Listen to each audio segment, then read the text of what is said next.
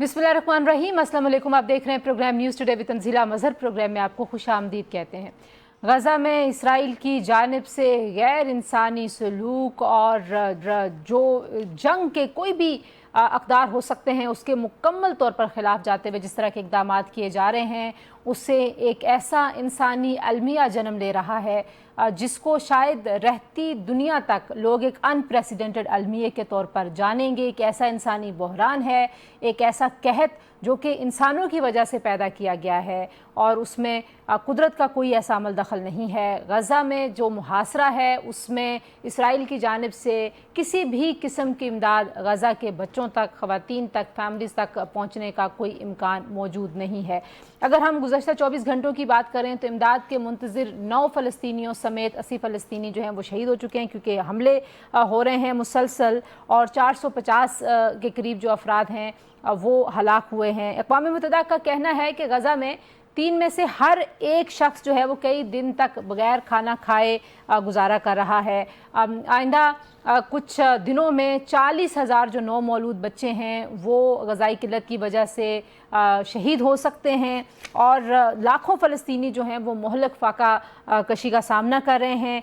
300 ज़ायद फ़लस्तीनी बच्चे ग़ज़ाई किल्लत के बायस जहान फ़ानी से कूच कर चुके हैं और 122 अफराद जो हैं वो जो बड़ी उम्र के अफराद हैं जिसमें 10 साल से कम उम्र के बच्चे और बुज़ुर्ग शामिल हैं वो भी फाकों की वजह से इस दुनिया से रुखसत हो चुके हैं। तो ये जो इंसानी अलमिया है, ये जो इंसानी बहरान है, इसका हल किसके पास है? हम देख रहे हैं कि मगरबी ममालिक में बेचैनी बढ़ रही है। नेतन्याहू के जो इक़दामात हैं गज़ा में गैर इंसानी इक़दामात, उनकी हिमायत करना इन ममालिक के लिए मुमकिन नज़र नहीं आता। लेकिन बेबसी का ये आलम है कि कोई भी मुल्क अमली तौर पर गज़ा के इंसानों की किसी किस्म की कोई मदद करने से अभी तक हमें कासर नज़र आता है। अगले चंद दिनों में अक़वाम मुत्तहिदा का कहना है कि 47 लाख फ़लस्तीनी ऐसे हैं जो तबाहकुन कहत का सामना कर रहे होंगे और जो बरतानिया की अगर हम बात करें तो वो उर्दन के साथ मिलकर गज़ा में फ़िज़ा से इमदाद गिराने के एक मंसूबे पर गौर कर रहा है। लेकिन जो इसराइली मुज़ालिम हैं उनकी अब हद जो है वो पार हो चुकी है। आप देखिए अक़वाम मुत्तहिदा के जितने भी इदारे हैं जो इमदाद पहुँचाने वाले हैं, तिब्बी इमदाद पहुँचाने वाले हैं, अब उनके कारकुन भी जो वहाँ पर मौजूद हैं और उनके ख़ानदान वो भी इन फाकों और इस भूख की वजह से मुतासर हो रहे हैं। सहाफ़ी अपना काम नहीं कर पा रहे हैं क्योंकि ज़ाहिर है वो भी इसी मुहासरे के अंदर मौजूद हैं और सहाफ़ती तंजीमें इसराइल से ये तकाज़ा कर रही हैं कि सहाफ़ियों को गज़ा के अंदर आने और जाने की इजाज़त दी जाए। तो एक ऐसी सूरत हाल है जिसमें इंसानियत को भी शर्म आ जाती है जिस तरह के मुज़ालिम हो रहे हैं और जो इमदाद का तरीक़ेकार वहाँ पर तय किया गया है। जब फ़लस्तीनी अवाम, बच्चे, औरतें वहाँ पर इमदाद लेने आते हैं तो उनको सीधी गोलियां मारकर उनको शहीद किया जाता है। तो इससे ज़्यादा जुल्म जो है वो आपको कहीं पर भी नज़र नहीं आता। बरतानिया, कनाडा, बहुत सारे जो दीगर ममालिक हैं, फ़्रांस, वो सब इस पे ज़बानी कलामी तो बहुत ज़्यादा तशवीश का इजहार कर रहे हैं। लेकिन क्या ये तमाम ममालिक मिलकर किसी तरीके से नेतन्याहू और सदर ट्रंप को इस हद तक इन्फ्लुएंस कर सकते हैं कि गज़ा में इमदाद पहुँचने की कोई सूरत पैदा हो सके, कोई इम्कानात पैदा हो सकें? इस सवाल का जवाब आज के प्रोग्राम में हम ढूंढने की कोशिश करेंगे। दूसरी जानिब फ़्रांस की जानिब से ऐलान किया गया कि वो सितंबर में फ़लस्तीन को तस्लीम कर लेंगे। लेकिन क्या ऐसे ऐलानात से भी गज़ा के अवाम की जो इस वक्त सूरत हाल है वो बेहतर हो सकती है, उनकी ज़िंदगियों में कोई आसानी आ सकती है? और फिर उम्मत मुसलमा की जो हम एक इस्तिलाह इस्तेमाल करते हैं, जो मुस्लिम ममालिक हैं, उनके पास क्या ऑप्शंस हैं? क्या बेबसी है? उनके हाथ क्यों बंधे हुए हैं? क्यों वो अमली तौर पर किसी किस्म की मदद करने से हमें अभी तक कासर नज़र आते हैं? तो ये सारी सूरत हाल है जनाब। एक और अफसोसनाक ख़बर भी मशरिक़ वस्ता से है जहाँ पर ईरान में एक दहशतगर्दी का हमला हुआ है जुडिशल कंपाउंड में और जजेस के कमरों में जो दहशतगर्द थे उन्होंने घुस के गोलियाँ मारी हैं और 5 अफराद जो हैं इस हमले में जाँ बहक हुए हैं।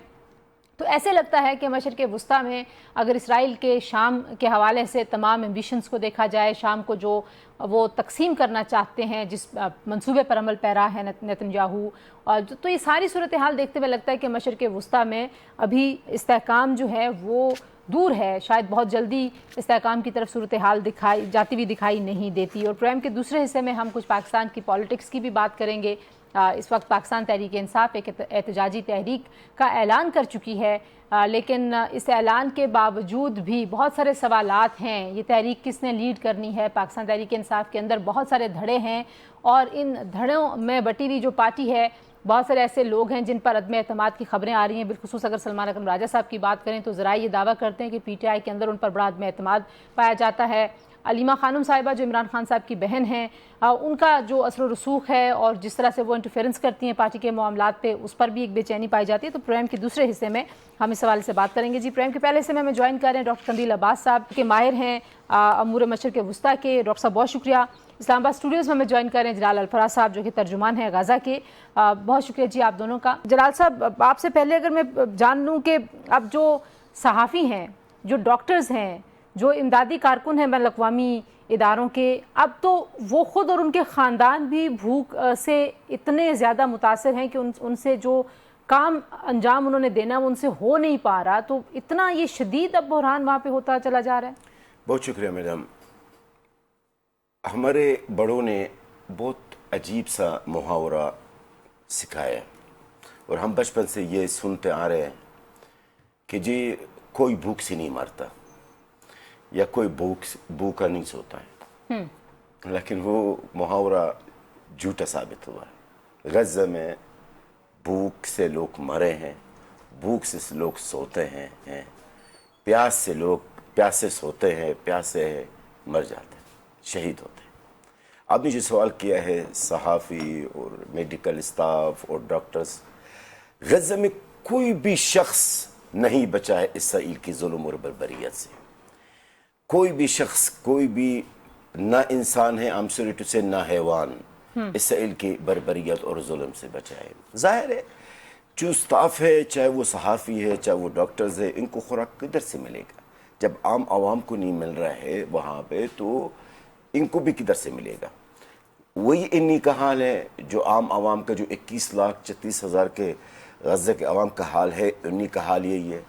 आज मुअर्रखा 26 जुलाई 2025, आज की तारीख में अभी तक आप मेरे ख्याल में आपके पास फिगर्स आई या नहीं है, आई डोंट नो, 11 लोग तो शहीद हुए भूख प्यास है, वो भी 10 साल की उम्र की कम है।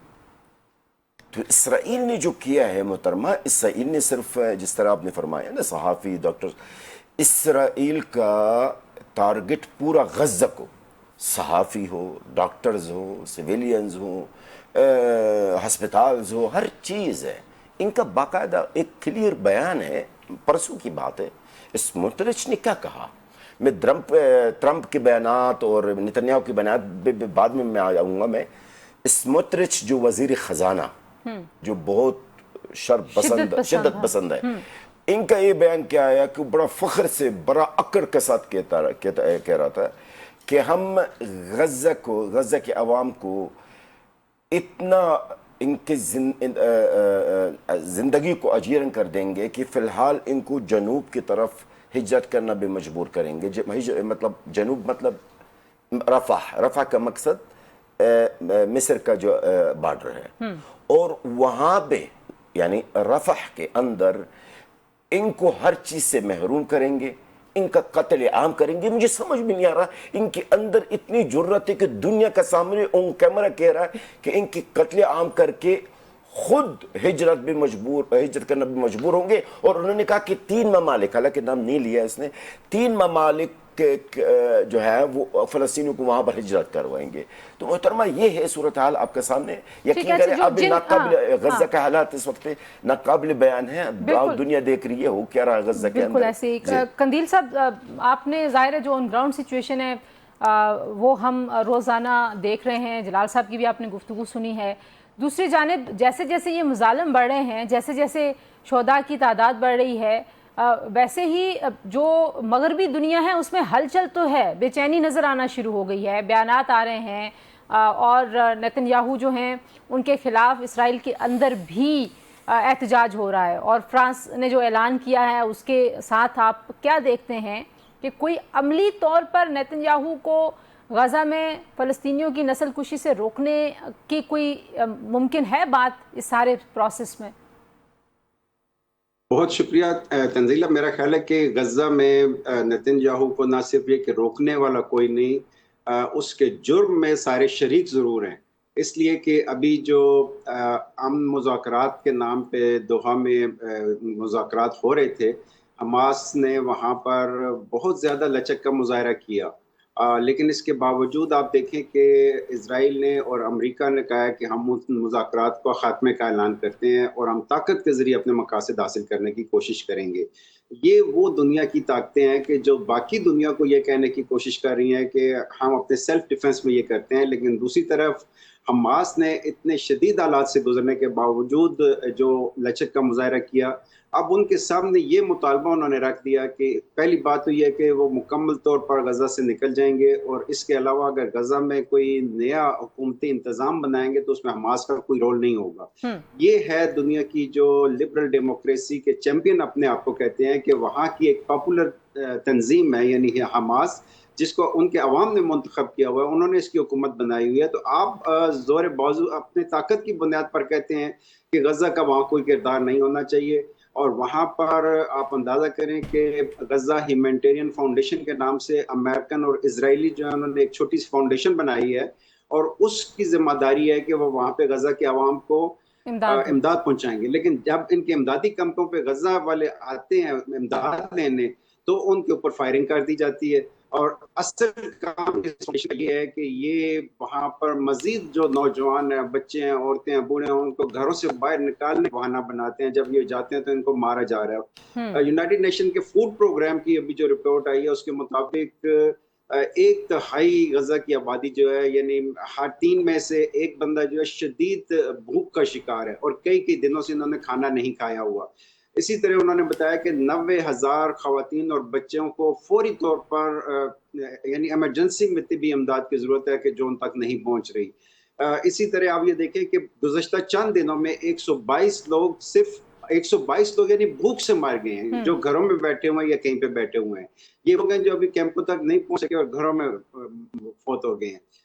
آپ اندازہ کریں، میں ایک خاتون کے انٹرویو دیکھ رہا تھا تو اس نے بتایا کہ میرا بچہ جو ہے اس کا ویٹ تھا 40 کلو، ابھی میں آج دیکھ لے اس بچے کی ویٹ رہ گیا 10 کلو. یعنی یہ چیز بالکل کلیئر بتا رہی ہے کہ جو دنیا کی بڑی طاقتیں ہیں وہ اسرائیل کے جرائم میں برابر کی شریک ہیں. اچھا، آپ کہہ رہے ہیں کہ یہ سارے شریک ہیں، لیکن اب دوسری طرف بہت ساری باتیں ہو رہی ہیں. جلال صاحب، برطانیہ کہہ رہا ہے کہ اردن کے ساتھ مل کے ہم فضائی امداد پہنچانے کی کوشش کرتے ہیں. کینیڈا کہہ رہا ہے کہ اسرائیل نے ہماری امداد کو روکا ہوا ہے، پہنچنے نہیں دے رہے وہاں تک. تو مطلب کوئی آپ کو لگتا ہے کہ جب تک اسرائیل کسی بات پہ آئے گا نہیں تب تک یہ ملک کچھ نہیں کر سکتے؟ نہ فضا سے امداد پہنچا سکتے ہیں، نہ کوئی اور ملک کے بارڈر سے جا سکتی ہے.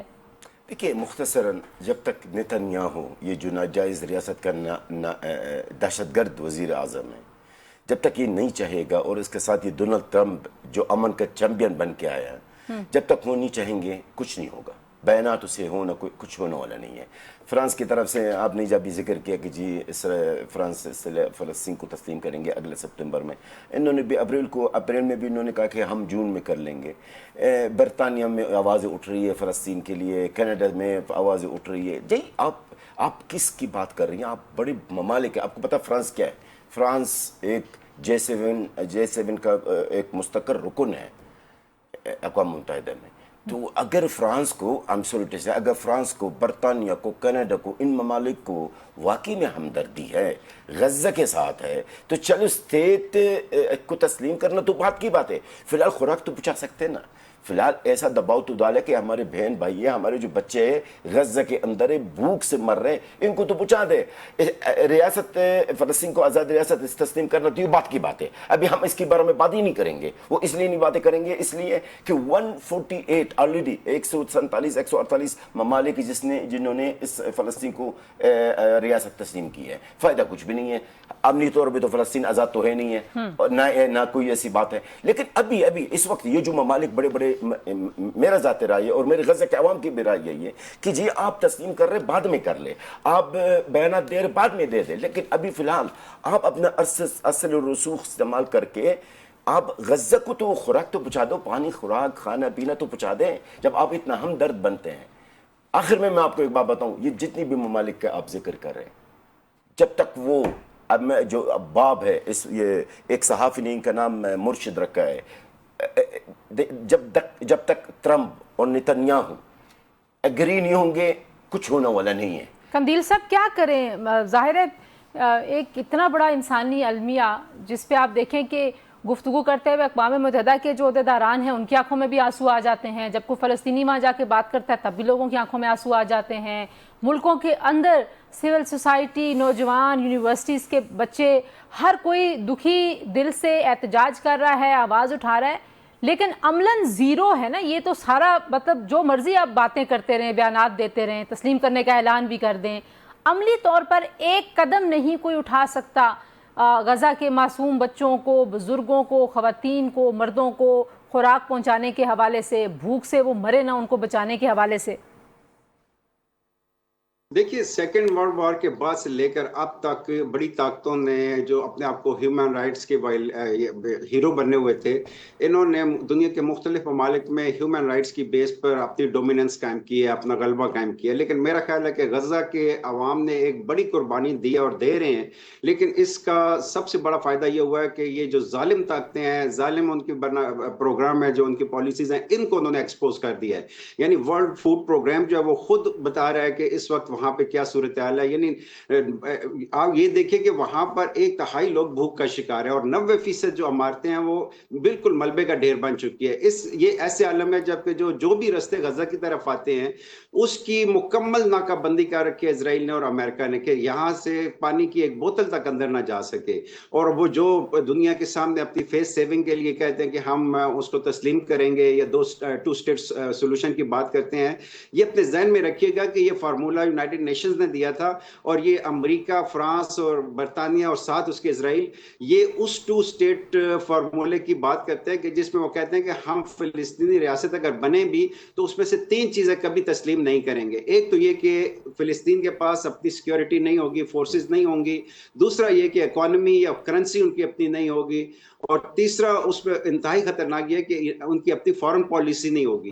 یعنی یہ 3 چیزیں اگر کسی اسٹیٹ سے آپ چھین لیتے ہیں تو پھر بالکل غلامی والا ایک ذہن بن جاتا ہے کہ وہ غلام بن کے اسرائیل کے اندر رہیں. یہ وہ پلان ہے جو ان کو یعنی ایک ٹوٹی اور ظاہر ہے وہ پلان ان کا پورا نہیں ہو رہا. ڈاکٹر صاحب وہ جو ایگو ہے, اس ایگو کی وجہ سے اب آپ معصوم بچوں کو اس طرح سے نشانہ بناتے ہیں. جلال صاحب لاسٹ کامنٹ آپ کا کہ اب ظاہری بات ہے سچویشن بہت خراب ہے, مطلب کوئی اس بات سے کوئی بھی نگیٹ نہیں کر رہا اس بات کو کہ سچویشن جو ہے وہ خراب نہیں ہے غزہ میں, لیکن مطلب بس بے بسی ہے. ہم بیٹھ کے بس یہ کہیں گے کہ سارے بے بس ہیں. میں آج آپ کو ایک جملہ بتاؤں جو آپ نے کبھی میڈیا میں نہیں سنا ہوگا. میں آپ کو ایک بات بتاؤں, یہ شاید سن کے آپ حیران ہو جائیں گے. اول تو سب سے پہلے تو نہ اسرائیل کو نہ ٹرمپ کو یہ جو بہانہ بنا رہے ہیں نا یرغمالیوں کی, جنگ بند کریں گے یرغمالی, یہ یقین کریں یہ سب جھوٹا ڈرامہ ہے, سب ڈرامہ ہیں. میں آج آپ سے ایک سوال کرنا چاہتا ہوں, اگر واقعی میں اسرائیل کو اپنا یرغمالیوں کا فکر ہے تو یہ ہے سنوار کو شہید کیوں کیا؟ آپ کہیں گے کہ اس سے کیا تعلق ہے. میں ابھی آپ کو بتاتا ہوں. یہ ہے سنوار کی نشاندہی ہوئی تھی جب یہ سنوار ایک ہی گھر میں تھا, ایک تباہ شدہ گھر کے اندر بیٹھا ہوا تھا کرسی پہ, تو اس وقت وہ زندہ تھا اور ان کو پتا تھا. یہ سب جھوٹا پروپیگنڈا کہ اسرائیل کو بعد میں پتا چلا. آپ نے یہ ہے سنوار کو شہید کیوں کیا ہے؟ آپ یہ ہے سنوار کو اس وقت گرفتار کر کے حماس پر دباؤ ڈال سکتے تھے کہ اب جو یرغمالی آپ کے پاس ان کو ریلیز کرے, لیکن انہوں نے ایسا نہیں کیا ہے کیونکہ ان کو جنگ جاری رکھنی تھی. جنگ جاری رکھنا تھا, غزہ کے عوام کا خاتمہ کرنا تھا, جس کی وجہ سے, ورنہ ان کا باس چانس تھے اگر واقعی میں ان کو یرغمالیوں کو ریلیز کرنے کا. دیکھیں بے بسی کا عالم, آپ نے جو کہا نا, بے بسی کی بات نہیں ہے محترمہ. امت مسلمہ کو جاگنا چاہیے اللہ کے واسطہ. امت مسلمہ جنگ نہیں کر رہی ہے, امت مسلمہ کچھ کر بھی نہیں پا رہی. امت مسلمہ کھانا اور خوراک تو پہنچا سکتی یا نہیں سکتی. میں آپ سے سوال کر رہا ہوں آج, پلیز مہربانی کریں مجھے 1 منٹ دے دیں. میں آپ سے سوال کرتا ہوں آج, میں آپ میزبان بن کے آپ میرا مہمان ہے, یہ بتائیے کہ امت مسلمہ سے تاوان مسلم ملک ہے اور ان کے ساتھ یہ جو جن ممالک کے آپ نے ذکر کیا ہے, کینیڈا, فرانس, فلانا, یہ سب مل کر کیا غزہ کے اندر 21 لاکھ صرف لوگ ہیں, کوئی کروڑ لوگ نہیں ہے.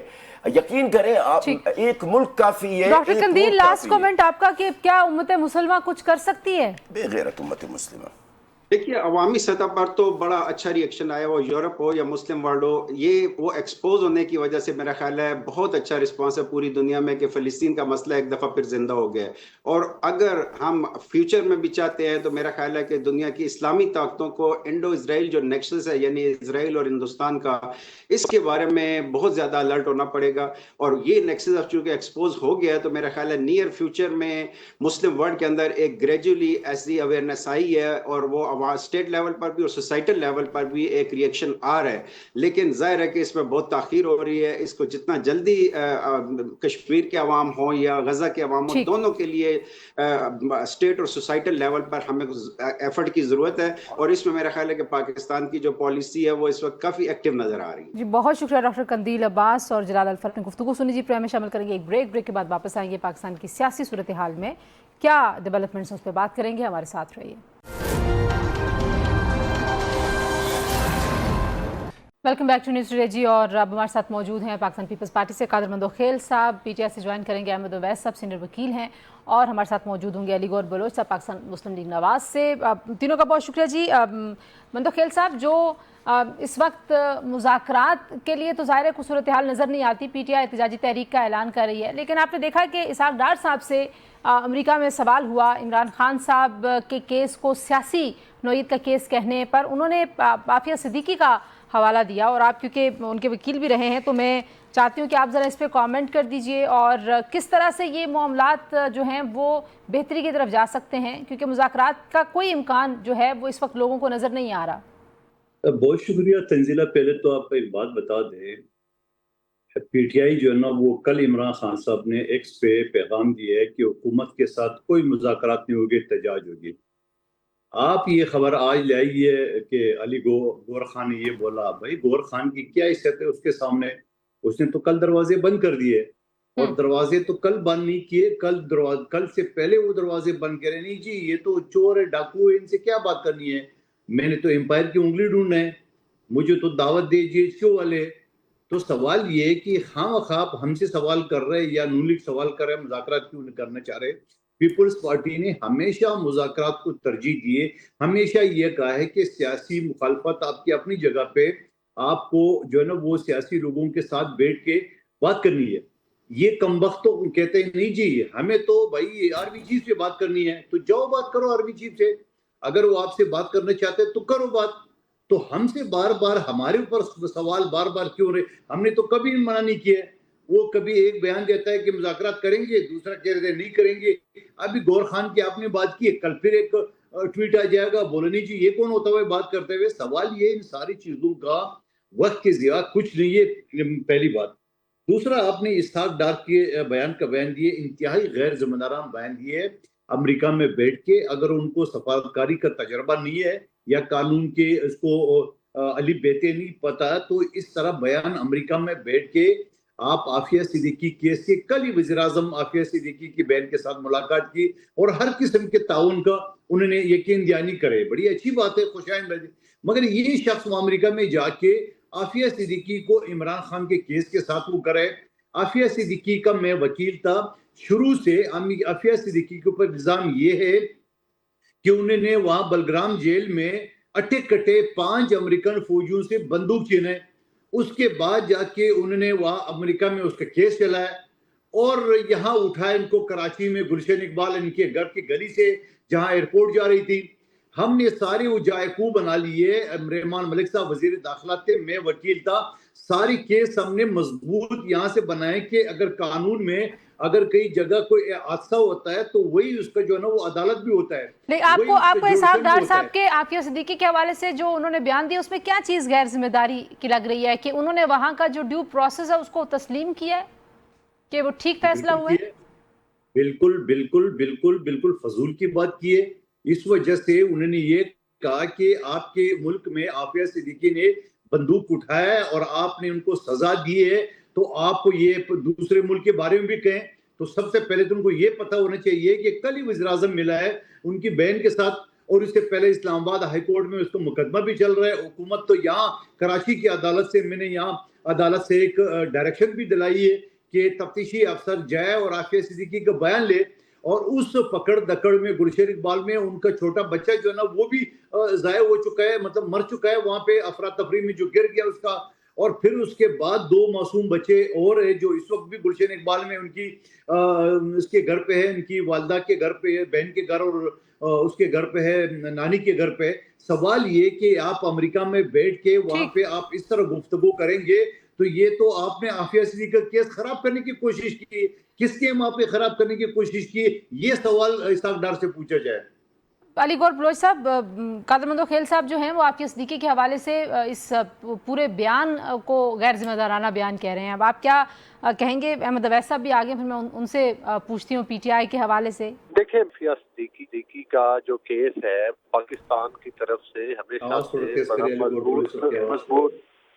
مضبوط بنیادوں کے اوپر جو ہے کنٹیسٹ کیا گیا ہے، اور آپ نے دیکھا کہ ابھی کل ہی پرائم منسٹر صاحب جو ہے وہ ان کے دوبارہ جو ہے وہ سلسلہ میں، اور خاص طور پر آپ کو پتہ ہے کہ عافیہ صدیقی والے معاملہ میں جو حکومت کے ساتھ امریکہ کی بات ہوئی اس میں بھی پایا گیا، بلکہ پاکستان کی طرف سے جو سوشل میڈیا پر جو چیزیں آئیں تو وہ پاکستان ان کے ساتھ کچھ معاملات کرنے کے لیے بھی تیار ہے. احمد اویس صاحب، آپ سے بھی جو سوال ہے وہ یہی ہے کہ قادر مندوخیل صاحب کہہ رہے ہیں کہ عمران خان صاحب نے مذاکرات کے دروازے خود بند کیے ہیں، اور اگر بیرسٹر گوہر یہ کہتے ہیں کہ مذاکرات پہ پیش رفت ہونی چاہیے تھی، ابھی بھی بہتری کی طرف جانا چاہیے، تو بیرسٹر گوہر جو ہیں ان کی کوئی حیثیت ان کے بیان کی نہیں ہے، کیونکہ عمران خان صاحب کی پالیسی احتجاج ہے، مذاکرات نہیں ہے. بھائی جب مذاکرات نہ کیے جائیں اور ان کا تماشا اور تذلیل کیا جائے اور ان کا تمسخر اڑایا جائے تو پھر تو احتجاج ہی ہوگا نا، اور احتجاج ایک جائز طریقہ ہے. ایک حکومت اپنے گربان میں جھانکتی نہیں ہے کہ تمام کے تمام جو ہیں یہ فارم 47 کی اولاد ہے، حکومت بن گئے ہیں، اور ایک اسٹیبلشمنٹ کے طاقت کی بنیاد کے اوپر غلط طریقے کے ساتھ جو ہے پارلیمنٹ میں گھس رہے ہیں. اس کے بعد یہ بھی ایکسپیکٹ کرنا کہ واقعہ کو ان کے ہاتھ پاؤں جوڑے گا، تو ایسا نہیں ہوگا. لیکن آپ تو جن کی طاقت کے بل بوتے پہ آپ کہہ رہے ہیں مینڈیٹ چوری ہو، آپ تو انہی سے بات کرنا چاہتے ہیں سر. جی، ہم نے تو ان سے بھی بات کرنی چاہیے، آپ کے سامنے ہے. دسمبر 2024 کے اندر ہم نے نیگوشیشن کا جب آغاز کیا تھا تو عمران خان نے جیل میں وہاں پہ ٹیم ایک متعین کی تھی، ٹیم بنائی گئی اور اناؤنسمنٹ کر دی کہ یہ ٹیم جو ہے 6 رکنی ٹیم ہوگی، اور اس کو جو ہے عمر ایوب جو ہے وہ اس کو لیڈ کریں گے. اور پہلا اسٹیپ تو یہ لیا انہوں نے خیر سگالی کا کہ ٹیم کے تمام ممبران عمر ایوب سمیت گرفتار کر لیے، پھر ان کو بعد میں رہا کیا گیا. کبھی اس طرح بھی نیگوشیشن کبھی دیکھی ہے آپ نے؟ جی، پروگرام میں شامل کرتے ہیں ایک بریک کے بعد واپس آتے ہیں جی، اور احتجاجی تحریک نے کب چلنا ہے اور کون اس کو لیڈ کرے گا اس پر بھی بات کرتے ہیں. ہمارے ساتھ رہیے. Welcome back to News Today. خبریں ایسی آ رہی ہیں کہ شاید جو آپ لوگ احتجاجی تحریک کا پلان تیار ہونے کی بات کر رہے ہیں اس میں جو مین مرکزی کردار ادا کرنا ہے سلمان اکرم راجہ صاحب نے، ان پہ پارٹی کے اندر بڑا عدم اعتماد پایا جاتا ہے. اس پہ بھی ذرا کامنٹ کر دیجیے گا. دیکھیے، جہاں تک مندوخیل صاحب جو ہیں ہمارے محترم دوست ہیں، ان کو یہ بات بری لگی، میں وہ الفاظ واپس لے لیتا ہوں جناب. بہت شکریہ.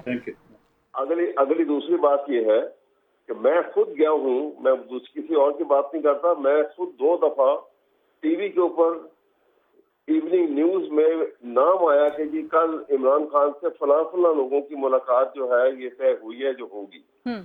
یہ 2 ویکس کی بات بتا رہا ہوں، یہ مسلسل 2 ہفتوں کی، اور اس میں میرا نام تھا. میں لاہور سے اسپیشلی گیا اور میرے سمیت جتنے بھی لوگوں کے نام تھے اس دن کسی ایک کی ملاقات بھی نہیں ہونی. یہ میں خود گواہ ہوں اس بات کا. ٹھیک ہے. اور میں وہ اس دھوپ میں، شدید دھوپ میں، وہاں پہ 2 گھنٹے 3 گھنٹے وہاں پہ ضائع کر کے، اور وہاں پہ کبھی جا رہے ہیں، کبھی نکل رہے ہیں، کبھی اندر جا رہے ہیں، اور پھر میں واپس لاہور واپس آ گیا. یہ میں آپ کو بتا رہا ہوں. تیسری بات یہ ہے کہ یہ جو بات کر رہے ہیں، میں مندو خیل صاحب سے پوچھتا ہوں کہ دیکھیے یہ جو کیس چلا تھا آپ کے سامنے، جو اس کا 9 مئی کا، تو 9 مئی کے کیس کا کبھی آپ خود ماشاءاللہ ایک سینئر وکیل ہیں، انگلینڈ کے اندر اسی طرح سے وہاں پہ ہولیگلزم ہوا اور وہاں پہ مار دھاڑ ہوئی. انہوں نے تمام فوٹیج اکٹھی کی اور اس کے بعد انہوں نے وہاں پہ اس کی بنیاد کے اوپر لوگوں کو گرفتار بھی کیا اور وہاں پہ ڈے اینڈ نائٹ وہاں پہ عدالتیں لگائی گئی. ٹھیک. اور ایک ہفتہ 10 دن میں انہوں نے فیصلہ کر کے جن کو سزا دینی تھی سزا دے دی اور جن کو بری کرنا تھا بری کر دیا. یہ 2 سال جو یہ 9 مئی کا واقعہ ہو گیا، ابھی بھی قصوں میں چند لوگوں کو آپ سزا دے رہے ہیں، وہ بھی ڈرانے دھمکانے کے لیے کہ یہ اب جی احمد عباس صاحب، وقت کیونکہ کم ہے، میں آخر میں آپ سے سلمان اکرم راجہ پہ عدم اعتماد کے حوالے سے جو ذرائع خبریں دے رہے ہیں اس پہ ذرا کامنٹ کر دیجیے پلیز. کوئی عدم اعتماد نہیں ہے. راجہ صاحب جو ہیں اب جب تک سیکرٹری ہیں، جنرل سیکرٹری ہیں، وہ موجود ہیں اور کوئی ایسی بات نہیں ہے. یہ سب افواہیں اڑائی. علی گور صاحب ایک بریف سا کامنٹ آپ بھی کر دیجیے جی. جو ان کا پلان ہے احتجاجی، آپ کو لگتا ہے کہ واقعی تحریک ان کی چل پڑے گی؟ کیونکہ بہت سارے لوگوں کو لگتا ہے کہ شاید پارٹی کے اندر بہت تقسیم ہے اور تحریک کے لیے موضوع وقت نہیں ہے پی ٹی آئی کی اندرونی حالت کو دیکھتے ہوئے. سمجھتا ہوں کہ یہ پہلے بھی کئی دفعہ انہوں نے اعلان کیا، جس طرح سے میں نے کہا کہ کے پی کے حکومت کے یہ وسائل لے کر اسلام آباد کے اوپر حملہ آور ہوئے. شہر کے اوپر لاک ڈاؤن کرنا، حملہ آور ہونا، اس کا مطلب یہ تحریک نہیں ہے، یہ تو ایک جتھا سسٹم ہے. باقی آپ دیکھ لیں کہ پنجاب کے اندر کے پی کے اندر ان کی پارٹی میں ایک نہیں کئی گروپ ہیں. جی، علیمہ خان صاحبہ کا الگ گروپ ہے، چیف منسٹر کے پی کے کا الگ گروپ ہے، پنجاب کی پارٹی دھڑوں میں بٹی ہوئی ہے. جس طرح سے وہاں پر ہر دوسرا بندہ اپنی جگہ پر ایک بیانیہ دیتا ہے، حتیٰ کہ ان کا ایک بیانیہ بھی نہیں ہے، ہر بندے کا ایک اپنا بیانیہ ہے. ٹھیک ہے، تو آپ کو بھی حالات کچھ اچھے نہیں لگ رہے. ٹھیک ہے، قادر مندو خیل صاحب، آپ کو کیا لگتا ہے پی ٹی آئی کی جو احتجاجی تحریک 5 اگست کو حتمی تحریک کہہ رہے ہیں عمران خان صاحب کی رہائی کے لیے، کیا امکانات ہیں؟ بریف سا کامنٹ کر دیجیے پلیز آپ بھی. دیکھیے، اس کی بنیادی وجہ یہ ہے کہ جب اللہ کر کے 6 مہینے بعد علیمہ بی بی نے تحریک کا اعلان کیا ہے اور اس کے 4-5 دن بعد گنڈاپور صاحب نے جو ایک پکنک پہ اور ایک دعوت پہ جا کے مرزا آفریدی صاحب نے لاہور میں دعوت دی اور وہاں یہ گئے اور اس نے وہاں لوگ دیکھے، میڈیا دیکھا، تو تحریک کا اعلان کیے. سلمان اکرم راجہ صاحب برابر میں بیٹھے ہوئے سیکرٹری جنرل، اس کو تحریک کا نہیں پتا. 2 دن بعد جب تنقید ہوئی ہے تو اس نے کہا نہیں اس کا ذاتی بیان ہے، حالانکہ وہ برابر میں بیٹھے ہوئے تھے. لیکن سوال یہ کہ وہ ابھی تو کچھ دن رہ گئے، آج 26 تاریخ ہے، تو آپ مجھے بتاؤ یہ تحریک کو یہ 5-6 دن میں یہ پیک پہ لے جانا تھا، تو پیک تو دور کی بات ہے، ابھی تک تو یہ ڈیسائیڈ نہیں ہوا کہ اس تحریک کو لیڈ کون کرے گا. یہاں تو کئی گروپ ہے جو علی گور بلوچ صاحب نے بات کی ہے، کون سا گروپ؟ یہ تو پشاور والا نیا گروپ ہی سامنے آ گیا ہے. سوال یہ کچھ تحریک شریک نہیں چلیں گے، یہ اسی طرح ٹاک شو چلتا رہے گا، آپ لوگوں کی بھی ریٹنگ چلتی رہے گی، ہوگا کچھ نہیں ہے. ابھی تک تو یہ طے نہیں ہوا کہ 3 مہینے میں چلنا ہے کہ 1 ہفتے 5 تاریخ کو چلنا ہے. کون لیڈ کریں گے؟ عمران خان کے بچے کریں گے، گنڈاپور گروپ کرے گا، علیمہ بی بی، بشرا بی بی، عاطف خان، بہت شکریہ یا وہ پنجاب کے لوگ. ٹھیک ہے، قادر مندو خیل صاحب، علی گور بلبل اور احمد عباس صاحب کی گفتگو آپ نے سنی جی. آج سے پروگرام کے لیے انشاءاللہ اگلے پروگرام میں ملاقات ہوگی. اللہ حافظ.